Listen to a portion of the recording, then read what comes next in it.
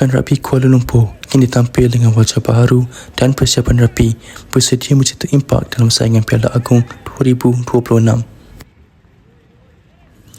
Dengan kendalian Ketua Jurulatih Dr. Ahmad Fazli Ahmad Idris, skuad ini telah melalui tempoh persiapan hampir 7 bulan dengan fokus awal diberikan kepada pembangunan pemain muda dan pembentukan asas pasukan.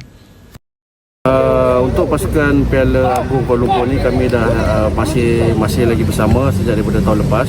So hampir 7 bulan dah persediaan pasukan dengan memberikan pendedahan awal kepada pemain-pemain muda yang bermain tahun lepas.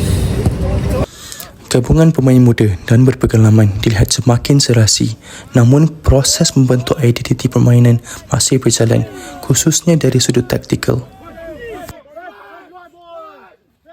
Untuk pasukan Kuala Lumpur kali ini, persediaan daripada segi kecergasan kita dah sampai ke 65% ke 70% dan masih lagi players improving dia punya fitness level, tetapi daripada segi technical dan tactical kita masih lagi proses baru dalam 40 ke 50% lah, sebab memerlukan masa dan pemahaman bagi setiap pemain. Dalam masa sama, kekangan masa menjadi cabaran utama apabila ramai pemain perlu menyembangi komitmen antara pelajaran, kerjaya dan keluarga. Cabaran yang terbesar adalah masa lah untuk bersama, sebab kebanyakannya adalah pelajar universiti yang berada di sekitar Malaysia ni.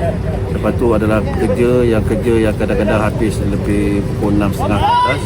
Dan yang ketiga adalah masa untuk bersama lah. Tahun ni memang saya expect untuk masuk final lah, sebab saya dah 7 bulan sudah player ni bersama saya.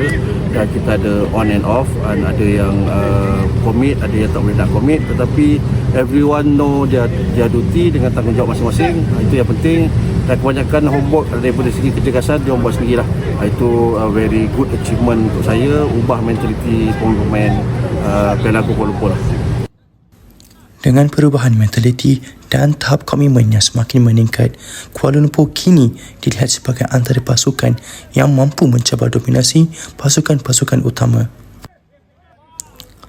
Diletakkan dalam kumpulan bersama juara bertahan PDRM serta pasukan Kelantan dan Terengganu, KL bakal berdepan cabaran sengit seawal aksi pembukaan pada 9 Mei ini.